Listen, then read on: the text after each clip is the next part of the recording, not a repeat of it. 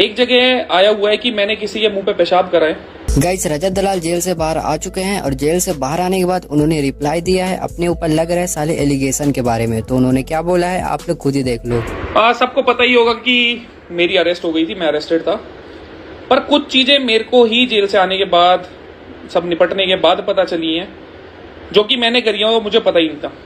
एक जगह आया हुआ है कि मैंने किसी के मुंह पे पेशाब करा है, एक जगह आया मैंने ब्रूटली किसी को मारा है, और एक था मैंने किसी से स्टूल साफ कराया है। भाई मेरे को एक चीज बताओ, अगर मैं गलत हूं और मैं गलत था तो मैं जेल से बाहर कैसे हूं, मेरे को बेल कैसे मिल गई? जो हमारा पुलिस प्रशासन है उसको भी सारी चीजें समझ में आती है, किसने क्या चीज करी है क्या नहीं करी। कोर्ट में हियरिंग हुई थी और जो मेरे ऊपर केस लगा था किडनैपिंग का, अपहरण का, 2-3 उसमें धाराएं और भी थी, उसमें बेल मिलने का कोई पॉइंट ही नहीं होता। भाई जो हमारे जज बैठे हैं माननीय, उनको बहुत अच्छे से समझ में होती है क्या चीज सही है क्या चीज गलत है। मेरे को बिना किसी नोटिस के पुलिस वालों ने उठाया, जो कि कानूनी रूप से जायज चीज नहीं थी। वहां पे एक जगह आया हुआ है कि मैंने मारपीट करी। भाई मेरे हाथों में बहुत अच्छी खासी जान होगी, अगर किसी को मारूंगा तो किसी के निशान तो आएगा ना। उस लड़के के पूरे शरीर पे एक निशान नहीं है, सिंगल एक निशान। और जो उसमें बोला हुआ है कि मैंने किसी की पसलियां तोड़ दी। अगर पसलियां टूटती हैं तो कहीं फ्रैक्चर होता है, कहीं निशान आता है, कहीं कलर तो चेंज होता है ना। उसमें सब कुछ एग्जैक्ट है। उसके घर वाले हियरिंग तक पे नहीं आए भाई, कि एक होता है ना पुलिस चौकी में आके सब काम करवा के अगर तुमने किसी पे केस करा है। पूरी हियरिंग के दौरान उनके वकील के पास एक सिंगल प्रूफ नहीं था किसी भी चीज का। जो भी मेरे ऊपर एलिगेशन लगाई है, मैंने टॉयलेट कराया है, मैंने मारा है, सब कुछ साफ कराया है, एक सिंगल प्रूफ नहीं था। और देखने तो पॉइंटर क्या क्या थे उनके। वो लड़का 1 महीने से मेरे बारे में उल्टा सीधा डाले जा रहा था और अपने आप को सिग्मा बनाया जा रहा था, दिखाया जा रहा था कि हाँ भाई मैं सिग्मा हूँ। अपनी बारी में अगर कुछ चीज हो गई तो उन्हें प्रॉब्लम हो गई और FIR कर दी। FIR कर भी दी, चलो सही है, बहुत अच्छी चीज है। FIR का एक भी पॉइंट, सिंगल एक भी पॉइंट उन्होंने जब भी सुनवाई हुई उस टाइम क्लियर नहीं करा। ना मारपीट का, ना लड़ाई का, ना किडनैपिंग का।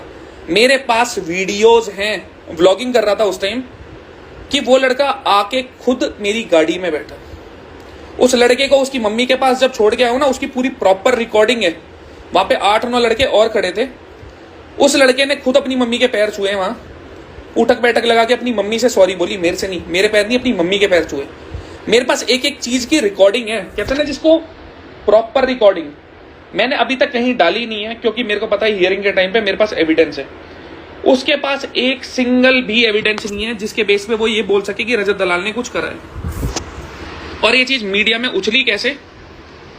एक और केस चल रहा था किसी पुलिस वाले का, XYZ चीज थी, वो मैं बर्ली नहीं बोल सकता। उस चीज के लिए पुलिस वालों के वो मीडिया वाले आए हुए थे, मेरे लिए नहीं आए हुए थे।